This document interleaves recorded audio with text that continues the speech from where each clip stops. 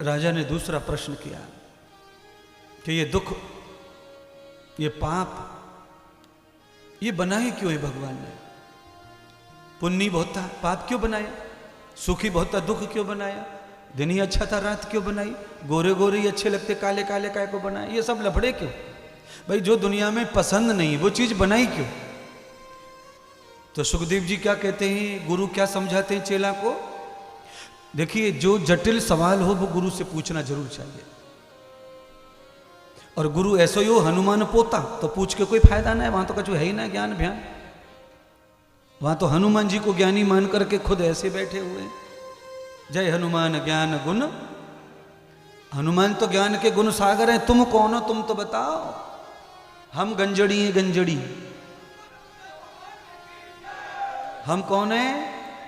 हाँ, हमें कोई लेना देना ना है ज्ञान से। हनुमान जी ठीक है ज्ञानी है। अतुलित बल धामा, अंजनी पुत्र पवन सुत हनुमान जी। और तुम कौन है? हमें भिंडी की टांग। भिंडी में और हमारी टांगने में कोई फर्क ना है। हम ये हैं, जैसे देवता की हम पूजा करते हैं वैसा स्वरूप हमारा होना चाहिए। अच्छा बोलो, आप जिम जाते होंगे, कभी गए होंगे, नहीं गए होंगे तो देखा तो होगा। जिम चलाने वाले जो रहते हैं, जिम ट्रेनर रहते हैं, तो उनकी बॉडी भी जरा अच्छी सी ही, हाँ, थोड़ी छाती फाती सी, कंधे फंदे से, तने से रहते हैं। वो हमें सिखाएं जिम में तो ठीक लगता है। जो खुद ही स्प्रिंग पे खड़ा है वो दूसरों को कह रहा है कि आजा बॉडी बना ले, बॉडी बना ले, बॉडी बना, तो कैसे बनेगी बॉडी? इसीलिए जिसके पास हम कुछ लेने जाते हैं उसके पास देने के लिए होना भी, जो गुण हनुमान में वो गुण पुजारी में भी आने। अच्छा सुनो, ये तो लॉजिक है, मैं तो लॉजिक की बात करता हूँ, मेरे पास तो साइंटिस्ट सब रीजंस है हर चीज के। अच्छा बोलो, हम लोग जब चूल्हे में रोटी पकाते हैं और बाई चांस आग बुझ जाए, धुआं निकले आवे, तो आंख में आंसू आमे कि नहीं आमे? देख लो। अच्छा बोलो, ठंड लग रही है और हमने अग्नि जला ली, तो ठंड से अग्नि जलती है तो ठंड कम होती है कि नहीं होती है? अच्छा क्यों कम होती है? क्योंकि हम अग्नि के संग बैठे हैं, इसीलिए कम होती है। अग्नि का संग करने से अग्नि का प्रभाव बॉडी पे पड़ रहा, हनुमान का संग करने से हनुमान का प्रभाव क्यों नहीं पड़ रहा है? अच्छा सुनो, इससे भी और मेरे पास प्रमाण बड़े अच्छे अच्छे हैं। तुमने अभी अभी हरी मिर्च काटी है, बिना पानी में धो यो कर लो, फिर देखो कमाल।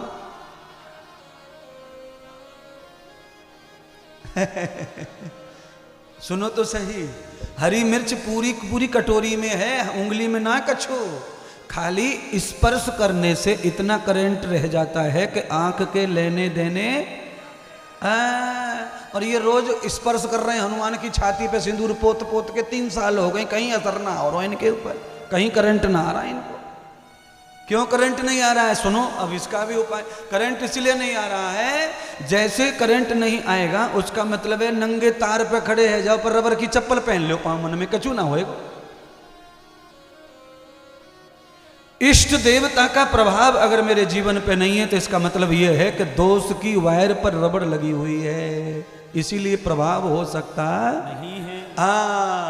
जब तक दोष भंजन नहीं होगा तब तक नंजन निरंजन भजन होने वाला।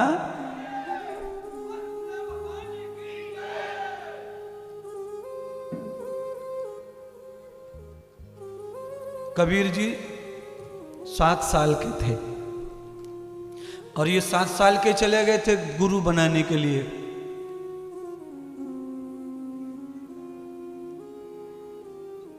गुरुजी ने कहा लाओ 3 दिन व्रत करो पहले बेटे, पेड़ के नीचे बैठो, धूप सहन करो, छाया सहन करो, गर्मी सहन करो और भूख सहन करो। जो प्रकृति को, प्यास को, भूख को, अपान उदान समान व्यान, इन 5 वायुओं को जो पचा जाएगा वो भजन कर जाएगा। और जिसको वायु पर ही कंट्रोल नहीं है वो भजन नहीं कर सकता। कुछ लोग तो भजन करते करते यूं टेढ़े होके भर बोलो राम राम राम राम राम राम राम, और बगल से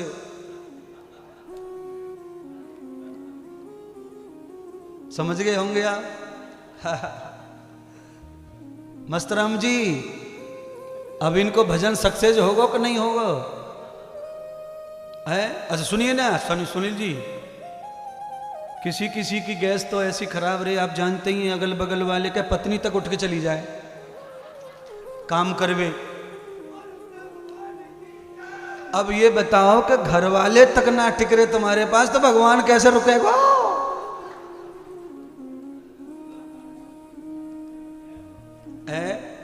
बातें बड़ी मजाक जैसी लग रही हैं, पर ये योग दर्शन की बातें कर रहा हूं। आहार विहार सुधारस्तभ्यम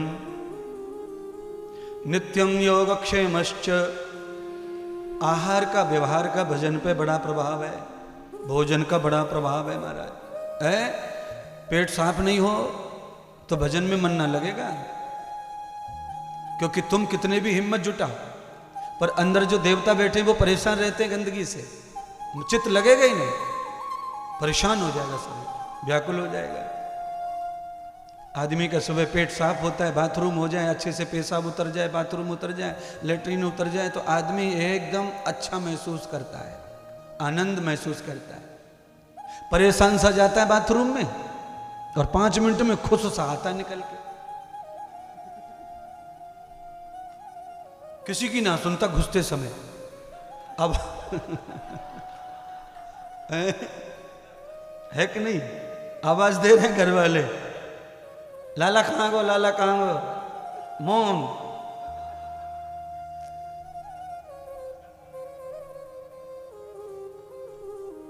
इसका मतलब यह है कि आदमी पवित्र हो जाता है तो उसे शांति भी, हाँ पवित्र मतलब शौच। दर्शन का सूत्र है ये, यम नियमासन प्राणायाम प्रत्याहार ध्यान धारणा समाधि, ये 8 नियम दिए भगवान पतंजलि ने। उसमें जो यम है, पहला जो नियम है ना, उसमें 5 और नियम दिए हैं। शौच, संतोष, तप, ब्रह्मचर्य, अपरिग्रह। शौच माने पवित्रता, अंदर की बाहर की, आहार की व्यवहार की।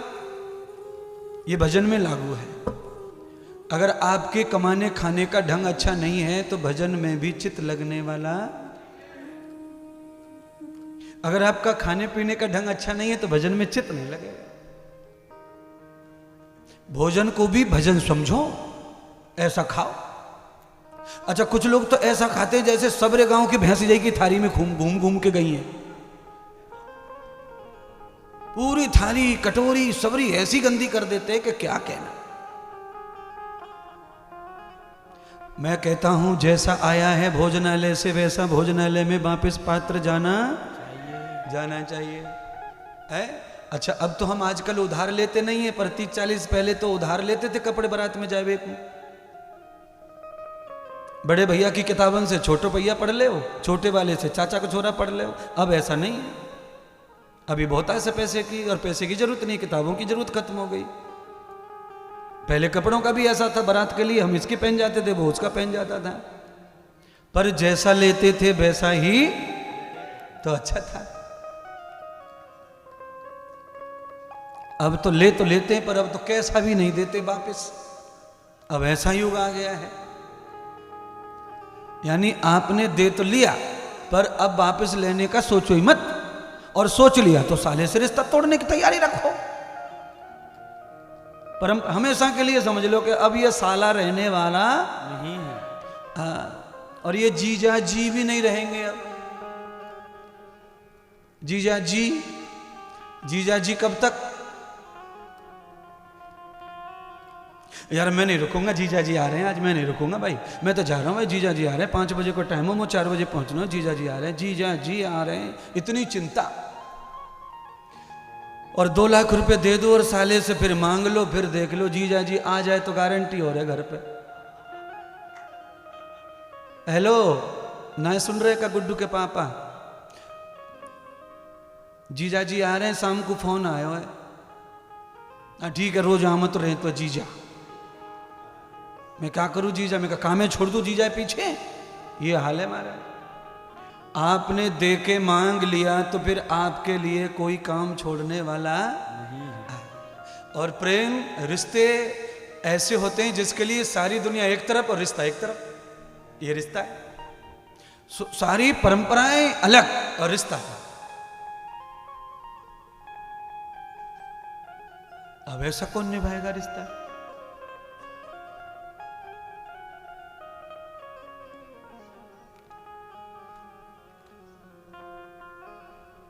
ते हृदयं ददाति चित्तश्च ये वे मनस्य कर्मणं यावतं सर्वसुखानां दीयन्ते परस्पर भवः।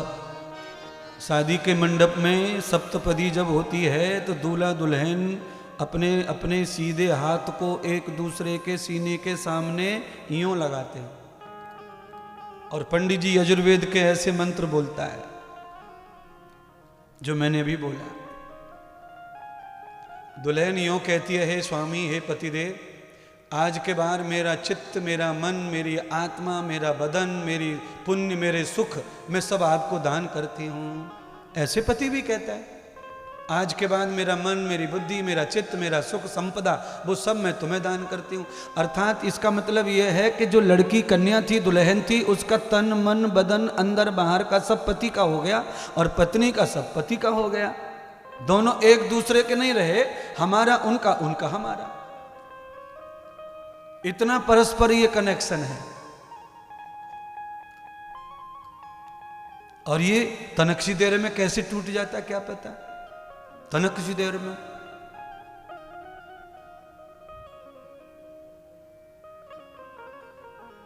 कैसा जुड़ा था, कैसे टूट गया।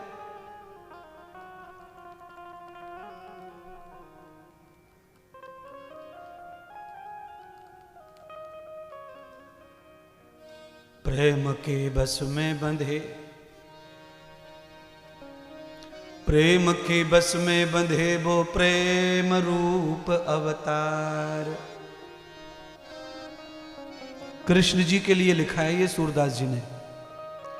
प्रेम के बस में बंधे वो प्रेम रूप अवतार, छोड़ के सारे जग को जो किए प्रेम भव पार। पूरी दुनिया को छोड़ के मीराबाई आई तब कृष्ण मिल गए उनको। और हम नहीं कर सकते ऐसा। वृंदावन तो हम भी आए, तुम भी आए, मीरा भी आई थी वृंदावन राजस्थान से, और हम भी आए, पर हम छोड़ के कुछ नहीं आए, सब संग लाए हैं। अच्छा, कुछ छोड़ के भी आ गए हैं तो खोपड़ी में धरे हो यहां पे। क्यों जी, बेड पे फलानी चीज धरी, तुम अलमारी में धरिया है कि वहीं धरी? पति कह रहा नहीं, वो तो वहीं रहेगी। खोपड़ी में लाए सब है। मीरा के साथ और कोई नहीं आया था। अच्छा सुनिए ना, मीरा जी वृंदावन में आई तो मीरा जी को गालियां पड़ी। मीरा जी को गालियां पड़ी, इतिहास पढ़ो। मीरा जी को पंडितों ने गालियां दी, साधुओं ने गालियां दी, पुजारियों ने गालियां दी। उस समय कोई और पंडित तो थे नहीं, गोस्वामी थे भगवान के। सबने, कोई घुसने नहीं देता था वृंदावन में। कहते अपवित्र है ये, अपवित्र है, अपवित्र है ये, अपवित्र है। घर के लोग किसी पे मोहर लगा दें कि ये अपवित्र है तो पड़ोसी भी मान लेते हैं। पर जरूरी नहीं है कि घर वाले जो कह रहे हैं वही सही है। सही कभी कभी कुछ और होता है और घर वाले कुछ और ही कहते रहते हैं। सुनिए ना, घर वाले तुम्हारा साथ सब जगह देते हैं, पर केवल भक्ति में घर वाले साथ नहीं दे सकते तुम्हारा। कोई घर वाला नहीं है ऐसा। आप थोड़ा बहुत कथा सुनने जाते हैं, कथा का मन करते हैं, थोड़ा दान करते हैं, यहां तक तो साथ देंगे। पर जब तुम पूरे भक्ति की ओर बढ़े कि घर वाले तुम्हारे दुश्मन भये, चाहे पति हो चाहे पत्नी हो। पति ज्यादा भगत बने तो पत्नी टेंशन करे। अलग अलग बात कहे में पत्नी काय को पैदा करे तुमने जो, जब तुम्हें बाबाई बननो, भगती बननो है। ऐसे ही पति। अच्छा, पति के पास में तो एक ही शब्द, ज्यादा भक्तान, मैं ही रह तू, मैं ही रह तू। ले हाल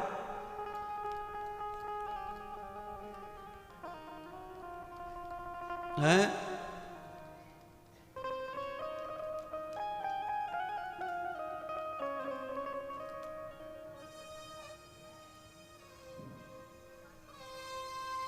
सुखदेव जी राजा परीक्षित को कह रहे, राजन,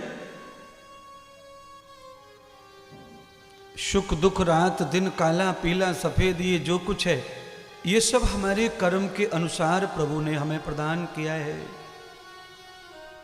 भगवान सृष्टि खुद के लिए नहीं रचते, जीव के कल्याण के लिए ही सृष्टि का रचन होता है।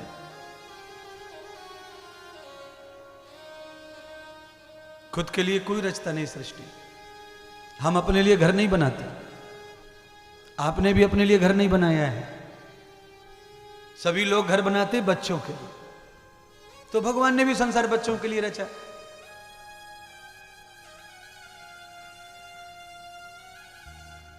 आदमी पढ़ता है तो घर बनाता, नहीं बनाता। शादी करने का टाइम आता तो कोई कोई बना लेता, भाई शादी करनी है, इसका मतलब संबंध बच्चों से ही उसका। पत्नी आएगी, बच्चे होंगे, कहां रहेंगे, अपना कर लो।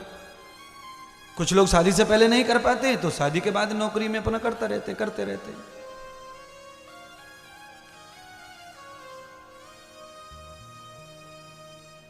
हिरण्यगर्भः समवर्तताग्रे भूतस्य जाताः पतिरेक आशीत् सदाधार पृथ्वीं द्याम तेवां तस्मै देवाय हविषा विधेम। एक मंत्र, दूसरा और वेद का मंत्र है। इसी का जो मैं कह रहा हूं ये प्रश्न है और इसका उत्तर क्या? आत्मदा वलदा यस्य विश्वोपासते प्रशीशम यस्य देवाः यस्य छायामृतम यस्य मृत्युः कस्मै देवा हविषा विधेम।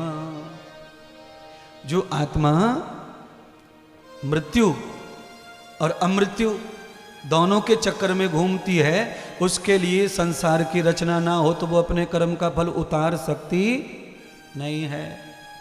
अच्छा बोलो, तुम में से कोई आदमी ऐसा है जो उड़ते उड़ते कपड़े उतार ले? नहीं उतार सकता, ना पहन सकता है। उसके लिए थोड़ा ठहराव चाहिए, नहीं जगह चाहिए, आसन चाहिए। आसन माने धरती, संसार। तो परमात्मा ने अच्छे बुरे कर्मों का फल करने के लिए, भोगने के लिए संसार की रचना की है और उसी रचना के कारण हम सब लोग अपने अच्छे बुरे कर्मों का फल भोग पा रहे हैं। इसलिए हे राजा परीक्षित, अगर संसार न होता तो तुम चक्रवर्ती भी कहां होते, तुम सम्राट कैसे बनते, तुम ऐसे बड़े हस्तिनापुर जैसे खानदान के पुत्र कैसे बन पाते? तो परमात्मा ने तो जो किया है वो अच्छे के लिए किया है।